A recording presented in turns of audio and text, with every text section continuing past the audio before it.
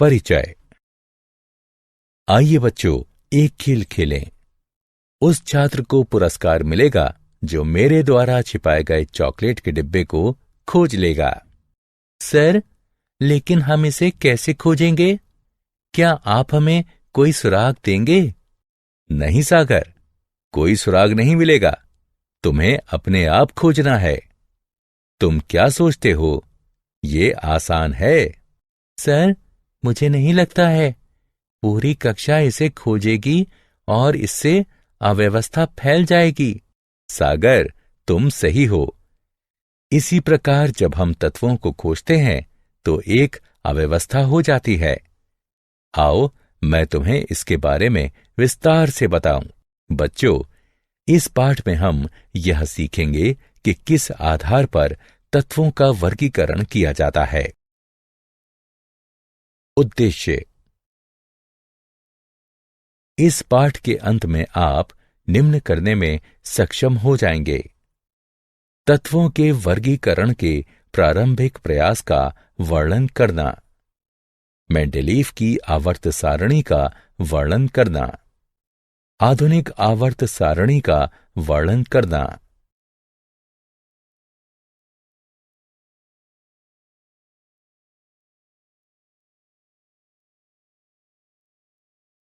तत्वों के वर्गीकरण के प्रारंभिक प्रयास। आरंभिक काल में वैज्ञानिक तत्वों को पूर्णतः धातु या अधातु होने के आधार पर वर्गीकृत करते थे। इस वर्गीकरण की अपनी सीमाएं थीं। सभी तत्व केवल दो वर्गों में विभाजित थे।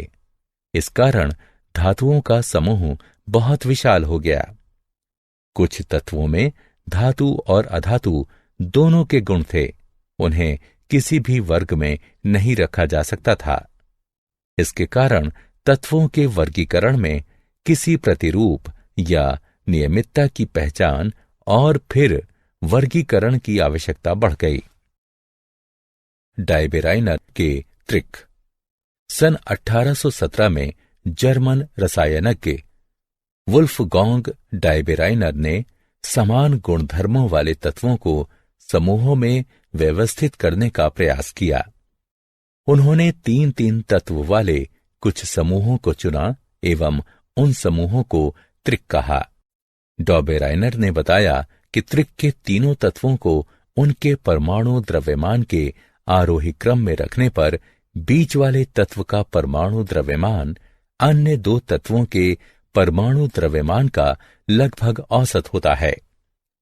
उदाहरण के लिए कैल्शियम Ca 40, स्ट्रोंटियम Sr 88 एवं बेरियम Ba 137 के त्रिक में पहले और तीसरे तत्व के द्रव्यमानों के मध्य दूसरे तत्व के द्रव्यमान के बराबर है, यानी 40 जमा 137/2 बराबर 88 म्यू।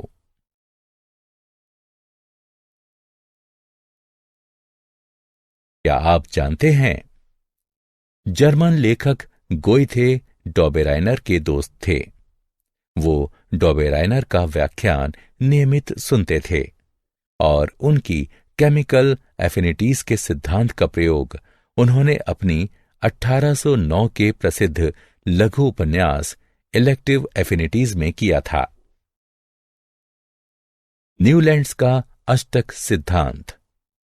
डायबेराइनर के शोध ने दूसरे वैज्ञानिकों को भी तत्वों के वर्गीकरण के लिए प्रेरित किया।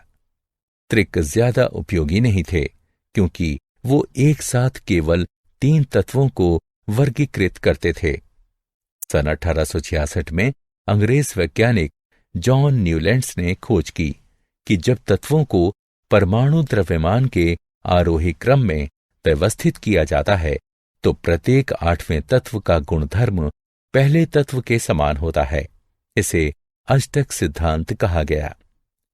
इससे केवल कैल्शियम तक के तत्वों को इस क्रम में व्यवस्थित किया जा सकता था, यद्यपि उस समय तक 60 से ज्यादा तत्व ज्ञात थे।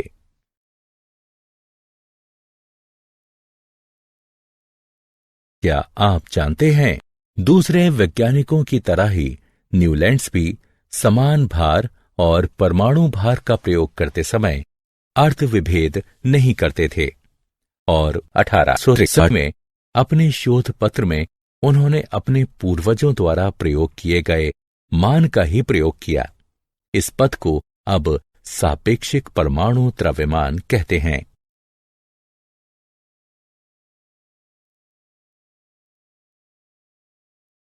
मेंडेलीव की आवर्त सारणी। रूसी रसायनज्ञ डमित्री मेंडेलीव ने खोज की कि परमाणु द्रव्यमान तथा रासायनिक गुणधर्म में समानता के आधार पर आरोही क्रम में रखने पर तत्वों का क्रम आवर्ती होता है। 1869 में उन्होंने अपने प्रेक्षण को मेंडेलीव का आवर्त सिद्धांत में व्यक्त किया।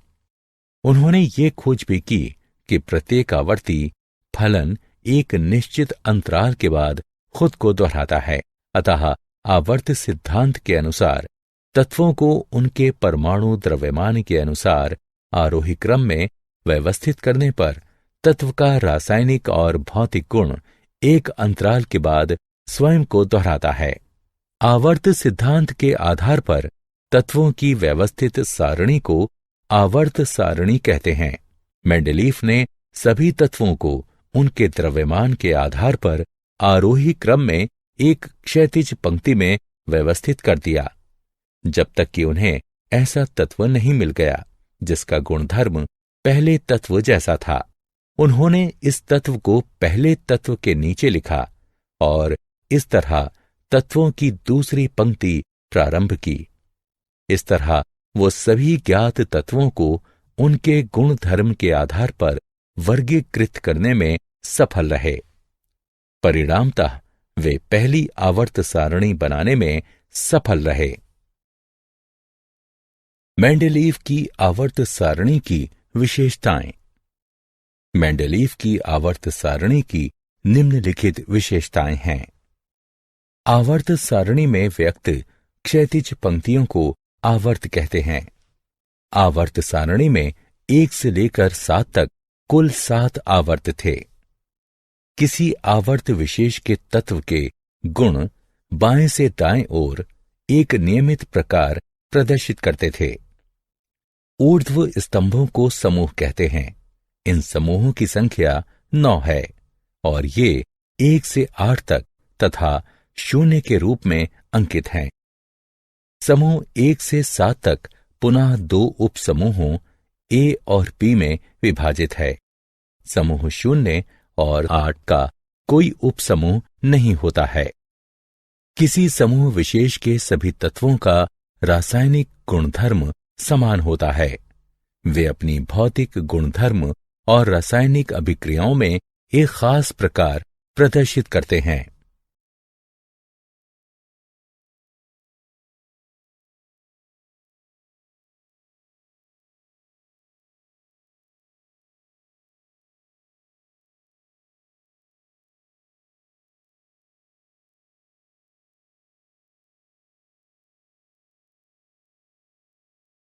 मेंडेलीव की आवर्त सारणी की सीमाएं।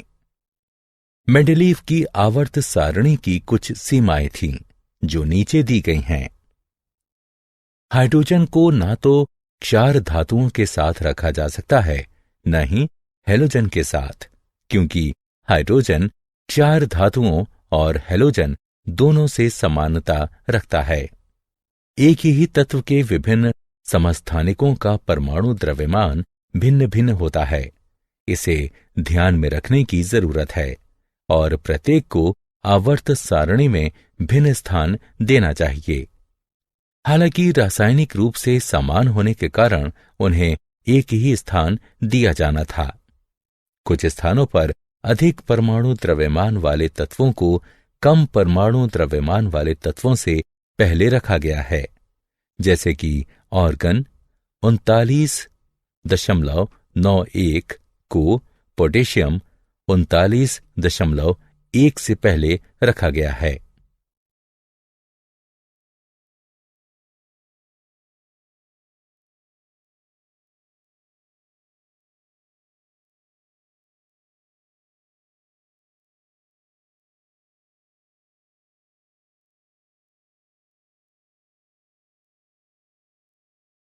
क्या आप जानते हैं, मेंडेलीफ ने पेट्रोलियम के मूल स्रोत का अध्ययन किया और इस निष्कर्ष पर पहुंचा कि हाइड्रोकार्बन अबायोजेनिक हैं और धरती के बहुत भीतर से आते हैं।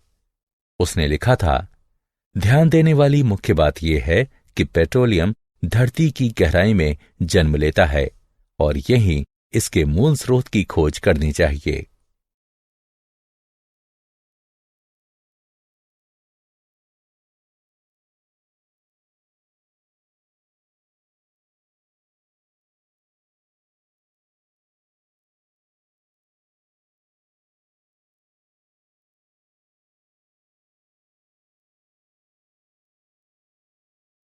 आधुनिक आवर्त सारणी। सन 1913 में हेनरी मोजले नामक अंग्रेज भौतिकविद ने खोज की कि तत्व के परमाणु द्रव्यमान की तुलना में उसका परमाणु संख्या अधिक आधारभूत गुणधर्म है। परमाणु संख्या परमाणु के नाभिक में उपस्थित प्रोटॉनों की संख्या को बताती है। न्यूट्रल परमाणु में इलेक्ट्रॉनों की संख्या भी परमाणु संख्या के बराबर होती है। इससे आवर्त सारणी में परिवर्तन हुआ। आधुनिक आवर्त सिद्धांत के अनुसार तत्वों के रासायनिक और भौतिक गुणधर्म उनकी परमाणु संख्या के आवर्त फलन होते हैं।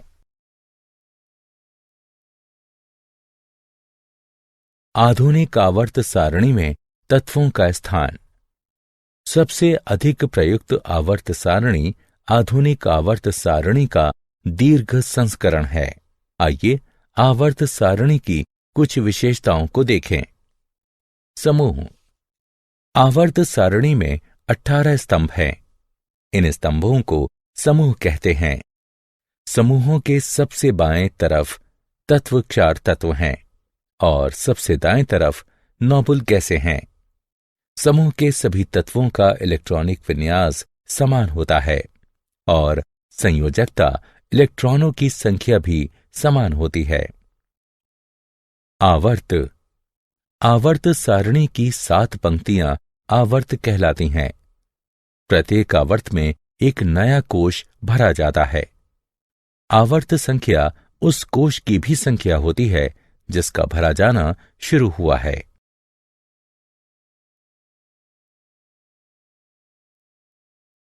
आधुनिक आवर्त सारणी की प्रवृत्तियां। संयोजकता। किसी भी तत्व की संयोजकता उसके परमाणु के सबसे बाहरी कोश में उपस्थित संयोजकता इलेक्ट्रॉनों की संख्या से निर्धारित होती है। एक आवर्त में संयोजकता इलेक्ट्रॉनों की संख्या बढ़ती है। परमाणु साइज, घनत्व, गलनांक और क्वथनांक जैसे भौतिक गुण परमाणु साइज पर निर्भर होते हैं। परमाणु साइज की सही माप करना बहुत कठिन होता है। हालांकि परमाणु त्रिज्या परमाणु साइज को मापने में सहायता करती है। धात्विक एवं अधात्विक गुणधर्म। धातुओं का गुणधर्म विद्युत धनात्मकता है, यानी इनमें इलेक्ट्रॉन को त्यागने, धात्विक द्युति, मृदुता, आघात वर्धनीयता और विद्युत चालकत्व का गुणधर्म होता है। किसी तत्व की धात्विक गुणधर्म इस बात पर निर्भर होती है कि वो कितनी आयनन ऊर्जा उत्पन्न करती है। आयनन ऊर्जा जितनी कम होगी, विद्युत धनात्मकता उतनी ही अधिक होगी और तत्व उतना ही अधिक धात्विक होगा।